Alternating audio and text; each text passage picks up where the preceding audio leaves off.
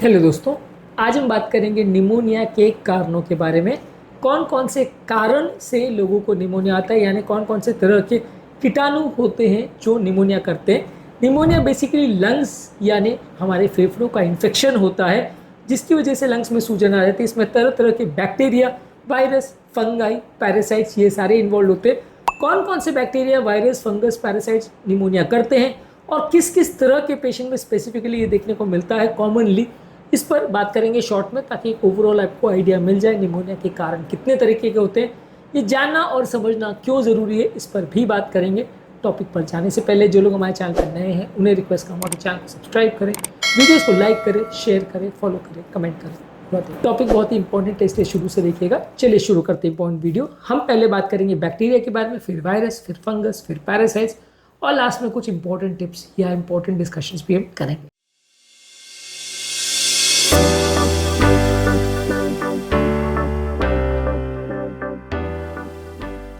सबसे पहले bacterial pneumonia कितने तरीके का होता है।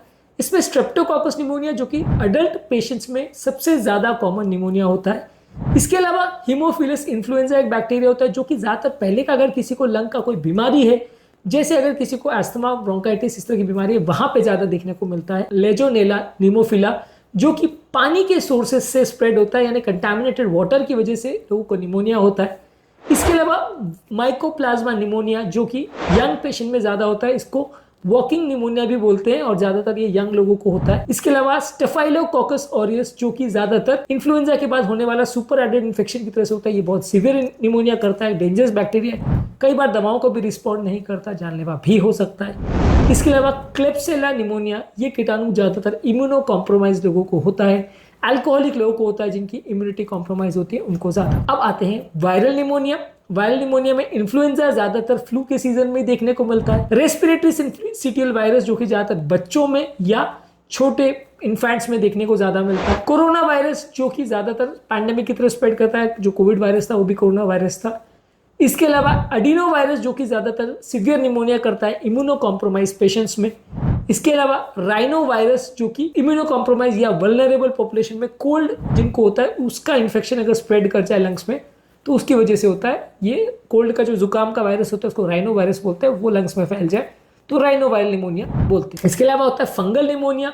फंगल में हिस्टोप्लाज्मा कैप्सुलेटम, जो कि कुछ स्पेसिफिक एरियाज में जहां चिड़िया की या बैट की ड्रॉपिंग्स या उनके जो फीकल मैटर है उसमें से स्प्रेड करता है, उनका जिनको एक्सपोजर होता है उनको ज्यादा देखने को मिलता है। इसके अलावा कोकिडियोइडिस इमाइटिस, ये बेसिकली ये यूनाइटेड स्टेट्स वगैरह इस एरिया में वैली फीवर करवाता है।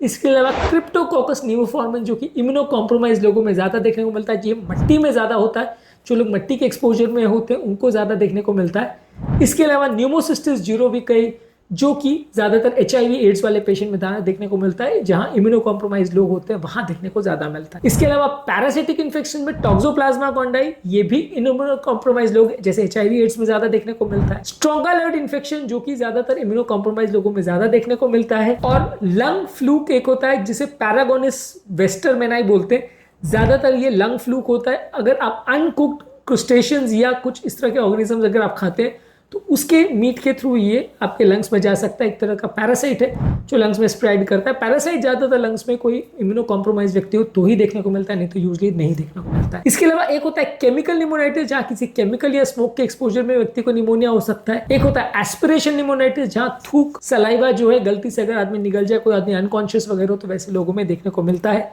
इसमें ज़्यादातर एनएरोबिक ऑर्गेनिजम्स ज़्यादा देखने को मिलता है। तो बेसिकली आज के डिस्कशन का पर्पस ये है आपको बताना कि अलग अलग तरह के कितने तरह के ऑर्गेनिजम्स होते हैं। ज़्यादातर बहुत सारे जो पैरासिटिक इन्फेक्शन और फंगस है वो ज़्यादातर तो इम्यूनो कॉम्प्रोमाइज लोगों में ही ज़्यादा देखने को मिलते हैं। सबसे कॉमन बैक्टीरिया और वायरस वाला होता है। बैक्टीरिया और वायरस में भी अलग अलग ऑर्गेनिज्म अलग अलग टाइम पे अलग अलग लोगों को अफेक्ट करते हैं। तो ये सारी चीज़ें आज हमने बात करी। बेसिकली ये सारी चीज़ों के बारे में जानना और समझना इसलिए ज़रूरी है ताकि हम स्पेसिफिकली समझ सके कि कौन सा कीटाणु कब हो सकता है, उसके हिसाब से हम ट्रीटमेंट स्ट्रैटेजी प्लान कर सके। अगर इम्यूनो कॉम्प्रोमाइज व्यक्ति है तो उसके लिए कीटाणु अलग होंगे, उसके लिए स्ट्रैटेजी अलग होगी।